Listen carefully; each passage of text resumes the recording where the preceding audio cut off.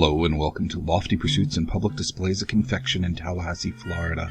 Today we're going to talk about our candy cooling table, as on March 31st it has a birthday and we're going to celebrate. If you've watched Lofty Pursuits' other videos, you'll know how important this candy cooling table is to the process. It quickly drops the temperature of the hot sugar so that we can work with it.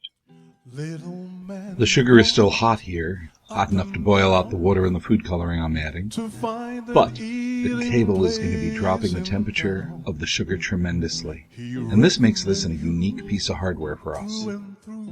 The table weighs 2,000 pounds, and it took 2 engine hoists to put it into place. It was made in the late 1800s by a firm called COLLUM, and this is where one of the confusions come in. We're not totally sure how old it is. We are sure what day it was made on. The date it was made was clearly March 31st on this plaque. But is the year 1851 or 1881? Frankly, we're not sure.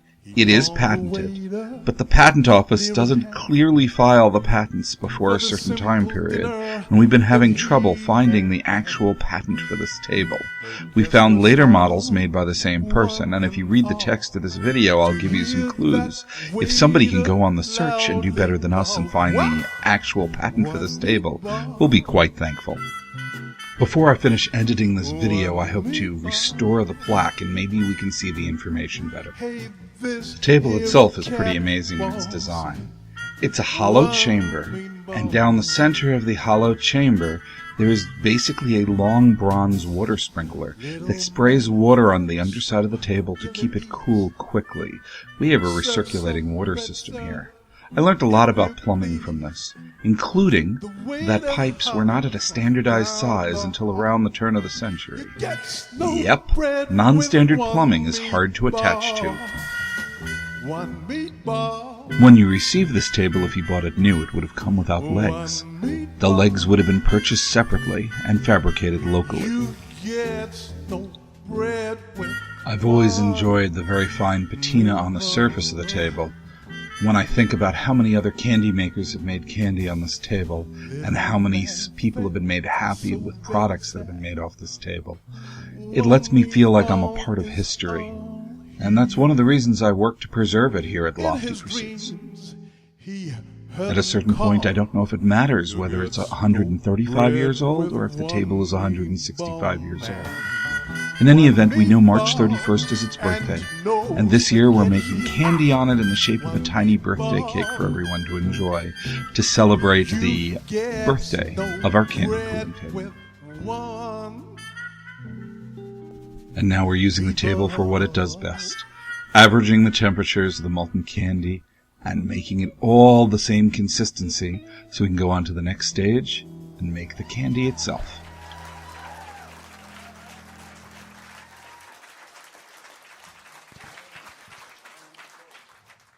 Our design today needs bright white candy, and Joran is going to change the amber clear into a bright white by pulling it on our candy hook again and again. Every time she's going to trap air bubbles, and these air bubbles are going to reflect light, changing the candy from a clear amber to a brilliant white. Stormy weather since my man and I together keeps raining all of the time. Life is bare, gloom and misery everywhere, stormy weather. Usually these plates are brass, but this one's cast iron, so I'm going to use a little reverse electroplating to loosen the paint and clean up the metal. This plate has been difficult to restore. When we first found it, it was on the table under so many layers of paint, we didn't even know a plate was there. Candy without color and flavor is like a cake without layers. So we're going to put layers into our cake today, and a single candle on top, since we're still unsure about the age of the table. Let me walk in the sun once more. Can't go on, everything I have is gone. Stormy weather, just can't keep my poor self together. Keep keeps raining all of the time. It keeps raining all the time.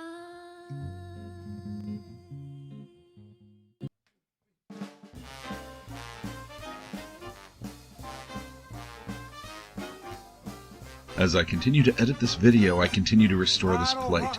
So far, I've used reverse electroplating, a brass brush, and a blowtorch. I think it's looking better. Now, don't you offer me no pasta fagioli. Now we're going to use that pulled white candy and we're going to wrap it around the design we've done to center it in the candy. Calamari. That ain't my style. Ain't his style, he's got no style. Linguini. I'm gonna run a mile. I've lost my appetite for you. I know you've lost yours too. So blue. But I just want a little piece of you. A piece of you, piece of you, piece of you. We're gonna start with the olives, real slow. And it's time for us to take the outer wrap that we built and wrap it around the candy. I'll slowly taste that formaggio. I love the taste. Gonna make my way down right to the dough. And now we pull our log of candy into rods and roll it on our candy cooling table to let it cool so we can cut it. Heart burning with desire. I've lost my appetite for you. I know you've lost yours too. But I just want a little piece of you.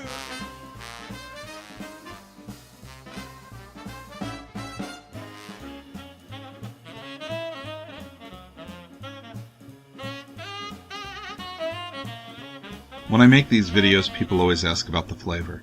Today's flavor is an experiment. It's sort of a candy flavor that we've put together just for this birthday cake. I'm trying to make another one of those flavors like nectar that you can't really put your finger on. And I hope that when people try this, they'll enjoy it.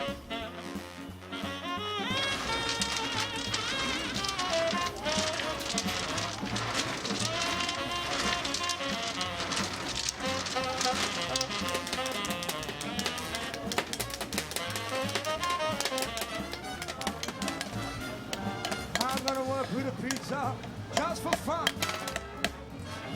I'm gonna put it.